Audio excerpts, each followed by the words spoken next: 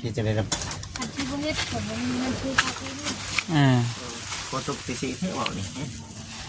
ให้ค่อยเขาวันนี้ดิเนาะเราให้ค่อยไปเนาะนี่แหละเนาะบ่ดิขึ้นน้ำลงดาวน้ำแน่ขึ้นเขากินก็บ่มีบัดนี้คันที่บ่เฮ็ดเฮือนให้ลูกดาวบัดคือที่บ่มีเงินซื้อข้าวกินบัดเฮ็ดเฮือนตัวเองมันบ่มีเงินซื้อข้าวกินแม่นคันที่เฮือนตัวเองก็บ่มีเงินซื้อข้าวกินบัดคือไปขึ้นมาแล้วสิได้นอนเฮือนอยู่บ่โอ้ค่อยเป็นค่อยไปแล้วเอาเงินพุ่นแล้วเนาะ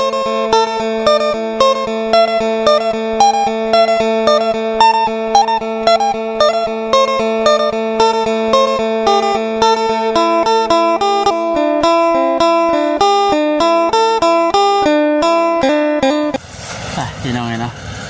เด็ดแห้งขนาดป๊าดทุกไม่ใช่น้องไม้เป็นกำลังเจาะสร้างบึดบั่นอยู่เนาะบัดเพื่อนสร้างพุทธสร้างผู้ช่วยเพื่อนกำลังลุยเองพี่น้องเลยมัดขอดเล็กเห็ดทานทักทายสบายดีเด้อพี่น้องเด้อทักทายสบายดีพ่อแม่พี่น้องกันเบิดสุขุทุกคนเนาะพบพ่อกันคือเก่าเมื่อนี้จะเป็นมื้อที่สองเนาะของการได้ออกมาข้างนอกเมื่อนี้กะออกมาทางเก่าทางเดิมพี่น้องเลยมาที่หมู่บ้านของสังแก้วกันมาส่วนผมก่อนมาว่าให้เบิ่งอัปเดตเลย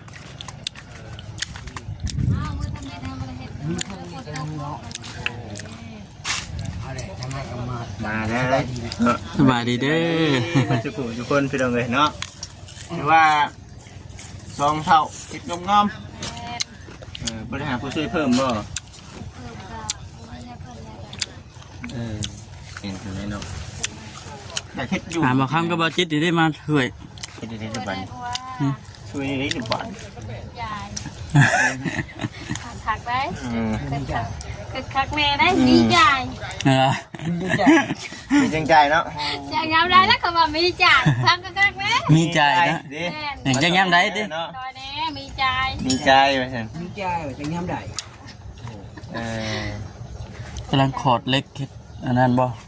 แบบที่ทานบ่เป็นได้เห็นเพื่อนตัวเองบาดนี่ดีใจบ่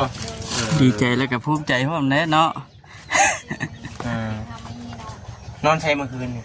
นอนนาเจ้าอันที่มานอนกับลูกดาวกับลูกชายคนนั้นคนบ่มาบ้านบ่ได้จำเป็นไปวันนี้ก็คือมันหาปุ๊กกระต๊อบแถวนี้ไปยังไงมีเครื่องปลูกพังแล้วจักอยู่พุ่นบ่งูเลยเข้าไปว่าฮะนี่ยังคือนอนอยู่พุ่นเนี่ยคือว่าปุ๊กเนี่ยเต๋อบ่เสียงหน้าเลยกับบ่ใหญ่แล้วเนาะยังสิบ่ใหญ่แน่นอนเนี่ยฮุบเชลไทยเนี่ยมาตั้งอยู่นี่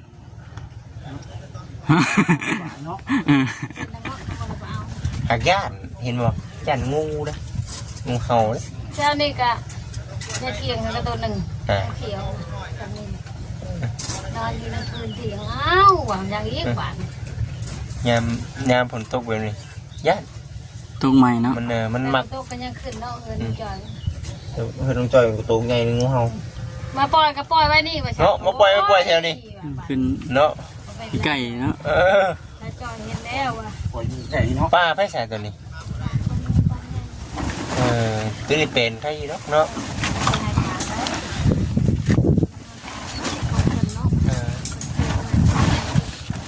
เป็นอะไรรีวิวการมวยบอสถามว่ามวยมันก็ธรรมดายังเล็กเนาะมวยอยู่ดินช่องมือการเขาเจ้าให้3 มื้อดินช่องมือดินก็ไม่ดินแช่เลยดินเฮือนดิดินอยู่เฮือนไม่ได้ออกพากันไปหาเราแถวนั้นแถวนี้ดอกเพราะว่ามันย่านรถไหลบุกล้าพาลูกเมียไปแหละมันเหลือรถไหลก็ละถ้าเห็นข่าวอยู่บนนั่นบนนี่โอ้ยว่าจะง่ายๆตามกันเสียน้ำกระมี่นี่ย่านก็ได้ว่าจะระวังเนี่ยคือช่างไม่รู้ถึงเจ้าขับไว้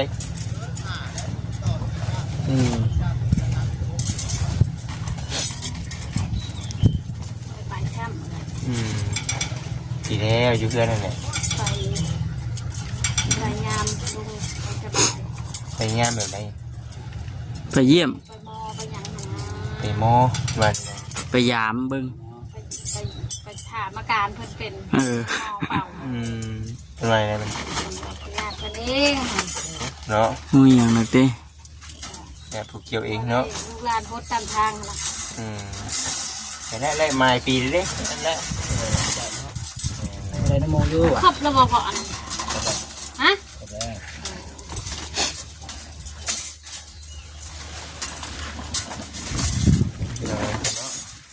ใครในแต่มีนี่เนาะ เอาลูกชาแก้วนะ อยู่มือเราอีกดิที่ไรอะไรเนาะอุปกรณ์เท่าได้ใช่ อันนี้ได้ อยู่มือเพิ่นคือกัน ลูกทางเพิ่นคือเรา ใช่เนาะ ลืมลูกมูลูกชาดาว เป็นช่างแต่ยังยังโมมีเนาะ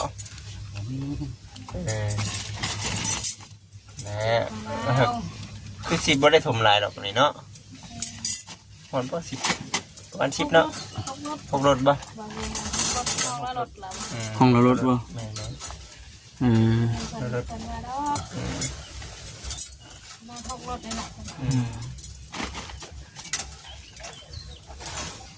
ไปสิน้องเอ้ยเนาะยังหึงอยู่ได้นี่เนาะประมาณจักมื้อนี่ โอ้ทางกลางทางหยังกันทางประเทศใช่เนาะน่ะคุณยังลายมืออยู่เด้น่ะ ประมาณเท่าไหร่ถึงเลยทีเดียวหัวชองคนแบบนี้แหละชองคนตายาย เขาคนกันยัง มันจะทาอยู่นี่แหละเนาะ สู้ เจ้ากับพ่อมาใกล้แล้ว หืม เจ้ากับพ่อมาใกล้แล้ววันนั้นแล้ นั ว บมือเด้ เออดำลงหน้าเนี่ยให้เต็กเล็บบัดจักปีได้บัดน่ะ แล้วข่อยดงคือเก่า อยู่ดงคือเก่าเนาะ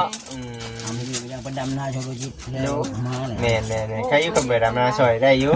อาจารย์คิดว่ามาคนเดียวค่ะ ได้คือกันนะครับได้ไปนอนนะว่านอนเนาะ รถเราบริหาร ไปนอนได้อยู่ไปนอนที่ซอย อะไรเนาะ โอ้ ไปดูอยู่ได้ มันเที่ยวบ่ติ ว่าสิเฮ็ดได้ไดเนาะสิจ้างไป จนแล้วพุ่นแล้วจังมา เนาะได้มาไปเลย ก็ได้ไปเลย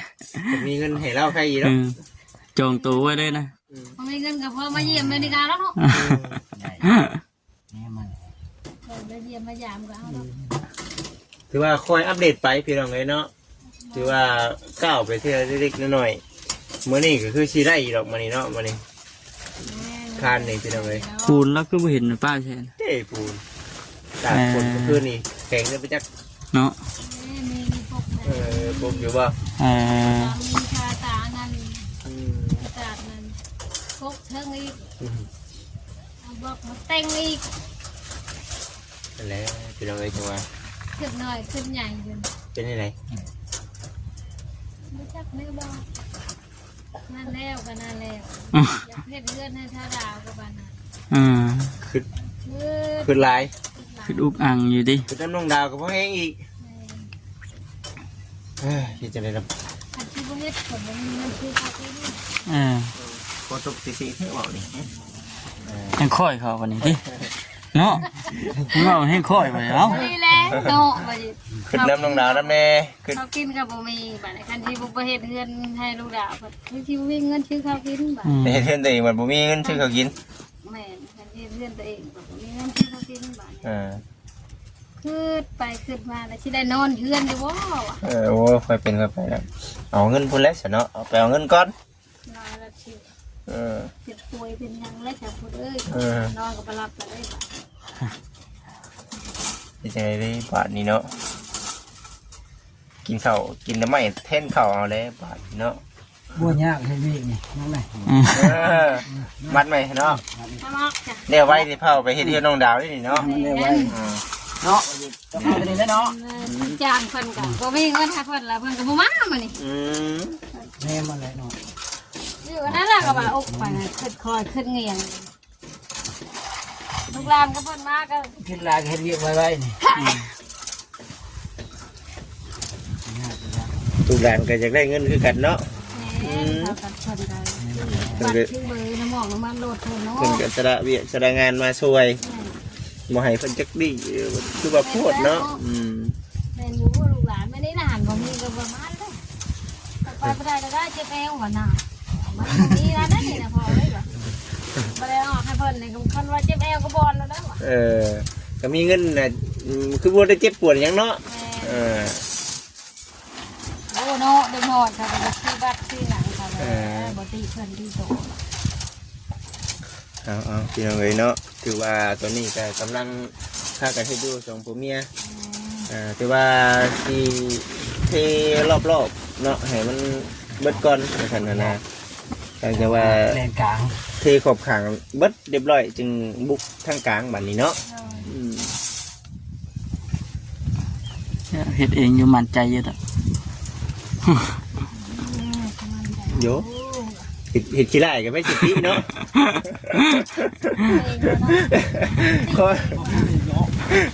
คงจะเห็ดขี้ไล่ไม่สิทธิมันจะ ผู้ที่บ้างงามไปนั่นเนาะ บอตัวเองบันคงนั่นแค่ไหนเนาะโอ้ยบุเป็นยังเนาะกว่าฉันนี่ได้ยี่ดอกกว่าฉัน มันก็คนเจ็บเจ็บ บ่มีของชางเนาะเรื่อยเนาะ ไม่ได้ก็ให้เพิ่นให้เมื่อเฮ็ดจริงก็บอกข้าวว่าไม่เพิ่นเฮาก็ต้องทำจริง เขาเนี่ยมันจะเต็งงานกันคือ ไม่ได้เลย เยอะเยอะเลย ยังบ่ทันแต่งเนาะยังบ่ทันเป็นเคยเลยเนาะ ยังบ่คือ ในนามก่อนได้ใช่เนาะเห็นเลยผ้าหางเงินที่เดียวเฉยเลยมาแต่งเฉยให้มันเลี้ยวเฉยยังอีกเท่าไรนี่ยังลายบ่ ยังมดวันนี้ไม่จะกี่ ยังเบิดบ่ แล้วก็เอาหมูน้อยให้ตัวนึง เนาะประเด็นเราบ่ได้เนาะ ได้หมูน้อยตัวหนึงเด้เนาะ เนาะ ไอหมูเด้เนาะเพลงเจ้าเนาะหมูก็ได้มันบ่สั่งบน แกงคันนึงหมู เด็กพันหนึ่งไปเท่าทุก ไปใช้พันหนึ่งก็เติมหนึ่งเนาะ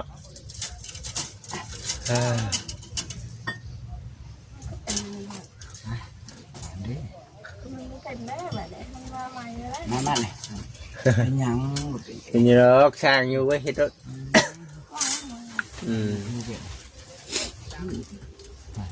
เมื่อยชำไรก็สู้ไปเนาะส่งผู้เมีย แน่ละ ไป จบจบ ตอนนั้น ยังบ่มีน้ำบ่ทันพุ่นไปดูน้ำอะไรพุ่นอยู่นองพุ่นเอาจักไปดู แม่นแล้วเอาจับไปดู มันบ่พอน้ำทางใดของน้องมันใดบ่ทันมันออกมาอยู่แต่ใดบ่ทัน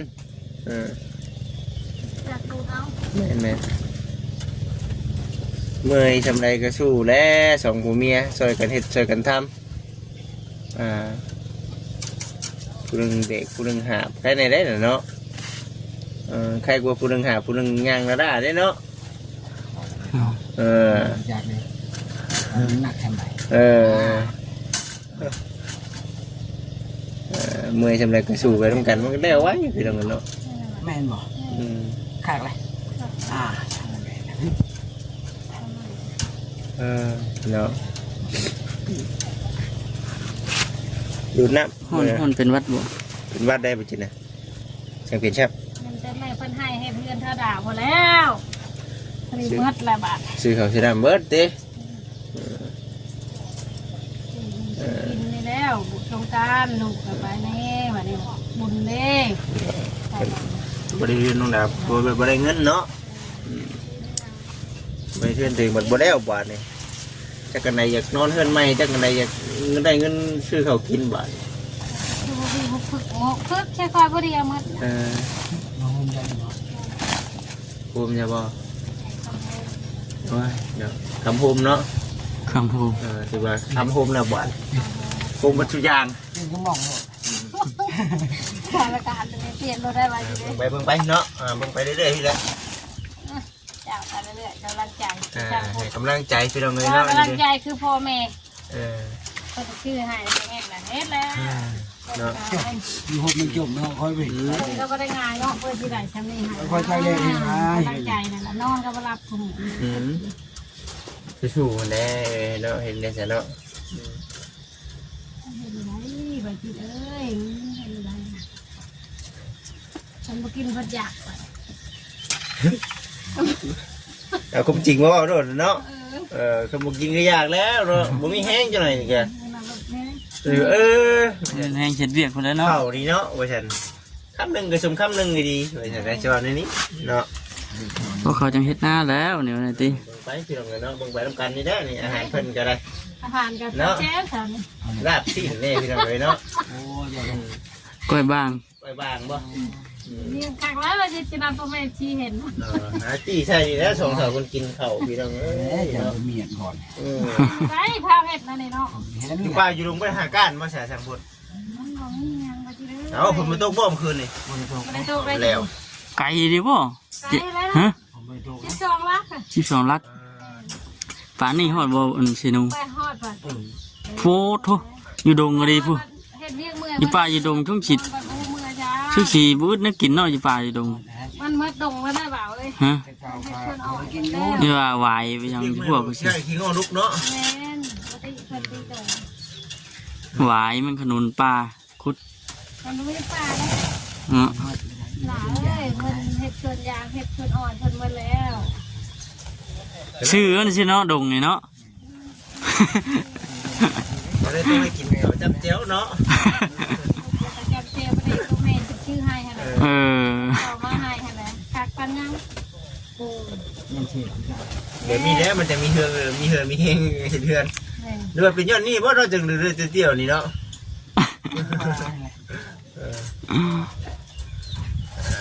น้องแม่เพิ่นชื่อเปรกนะจ๊ะ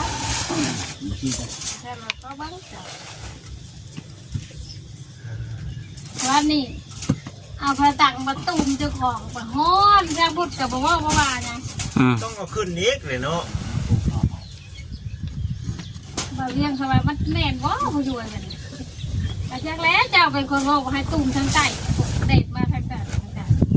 มันบ่แม่นแน่นี้เราว่าเฮ็ดชูงแน่เรา ถูกโทษเนาะ อืม ตุ่มโพดเราว่าจะตุ่มจนทำหน้าตาตัวเอง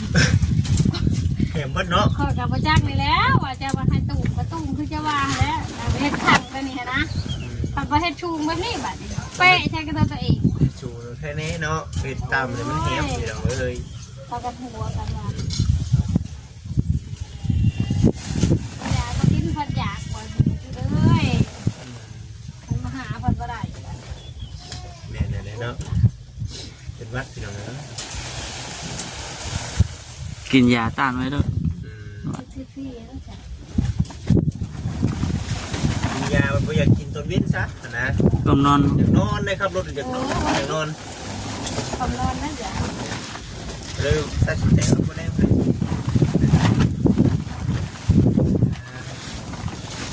ไปทำการพี่น้องเอ้ยเนาะมึงกันยาวๆวันนี้ก็ได้ มันล้มอยู่เนาะมื้อนี้เนาะ ยังมีรวมได้หมด ว่านี่สงัดอยู่จักได้ตอนเที่ยงก็ดีเด้อตอนบ่ายจัง มันเย็นอยู่แล้ววะ ฝนตกคืนนี่บ่ ผัดเฮ็ดกินเจ้ากินกับบ่มีนะเฮ็ด มองถ่าทั้งเลยหนูกินข้าวทุกเป็นเชื่อเนี่ย เฮ้ยวันนี้ตำมะฮุงพระเจ้าก็ออกก่อน ว่านี่บ่ แม่นตำมะฮุงกับชุบหน่อไม้วัน ฮะใหม่ๆมันจะ ไม่ใช่มาในนางไม้เพิ่นปอกแล้วบอกเอามาได้มาในว่าให้เพิ่นแก่ เก่งทำไมว่ามันนี่ ว่าฉันแล้วละลายดอก ลายเต็มบ่ 3-4อันนี่แหละ โอ้ยเนาะ ฝนตกใหม่มีน้ำใหม่ออกเนาะ อิ่มบ่ล่ะบัดนี้ พระเจ้าน้ำเอา ใส่น้ำจักกระบวยหนึง เนาะ สดหมด มือก็กินน้ำละลาย เชิดเนาะ เป็นทำไมฝนตกวันนี้น้อยออกแล้วเป็นตรงไหนเนาะ โอ้ยคันแบบกูบ่อยากลูกผู้ชายดาบ่เป็นผู้ชายบัดถ้าเป็นผู้หญิงปัญญาบ่มาดู เนาะ ถ้าดาเป็นผู้ชายกินกันง่ายๆมาเด้อกระชอนนางไม้ให้เป็นให้กินได้กันยากลูก อย่างลูกเนาะต่างกันอยู่เนาะ โอ้ยชีวิตข่อยเนาะ เอาสาวอ้นเอาจำชื่อจำเจ็บไปก่อนเด้อเนาะ นั่นแหละแกละลองลงมาเก็บเงินเอ็ดทำเลยไม่ยิ่งเติมที่ข่าวกินอ่ะ อยู่เข้าใจอยู่เนาะว่ายังบ่ทันมีนะเอาพี่เราไป ว่า คือ เลยตามห้องจะกินประเทศออกนอกแล้ว แม่นเมื่อเด้เมื่อวานเนี่ยข้าวเมื่อเนี่ยอันนี้ เป็นอะไรดิแบบว่าจิตแต่คือว่าไม่ได้ดินน้ำนี่แบบ อืม เวนี่ได้อย่างนี้บริเวณมันนี่ก็มึงไหมเนาะสังคนเนาะบ่ได้ดื่มกันได้ครับ คนยำหน้าอยู่จักปีได้บัดนี้ติ วันนี้จะปีไรบ่ได้บ่ได้ไม่ได้ครับไม่ได้เนาะบ่ได้เนาะ เห็นหน้าเนาะ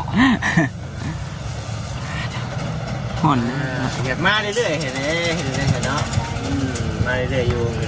มาให้ เฮ็ดกับมานั่งเบิ่งนี่กับพอใจนะนอกจากบุก มานั่งให้กำลังใจได้เนาะ เฮ็ดงานการจ้าคือได้มาเบิ่ง ไปถามเขาได้หนังเนาะ เขาให้ฝากน้ำเนาะ มาได้เว้าได้ว่าจ้องคนเจอเบิ่งจ่ายกันบ่แม่นยังไงไปเว้ายังได้คันอยู่ชม เมื่อยเด้คำว่าอย่างเมื่อยเด้บ่มีคนเว้าบ่มีคนว่านะ อยากรับอยากนอนอยู่แล้ว ก็จะนอนไป ตายเสียแล้วพี่น้องไงน้ำตาไหลกันคิดก่อนพี่น้องไปก่อนได้ทุกคนเนาะดีไปเฮียสบายดี